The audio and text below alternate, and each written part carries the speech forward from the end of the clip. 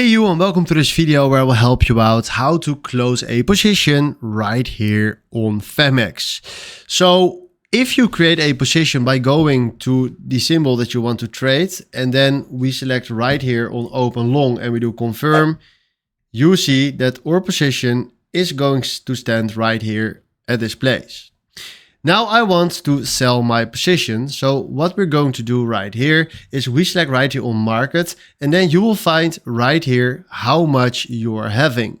I'm having right now almost $200 for my Bitcoin position. So I want to close this.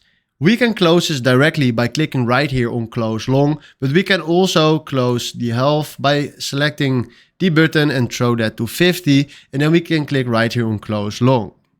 I want to completely close my position right here. So we do 100%, click right here on close long, and there we go. Now we closed our position.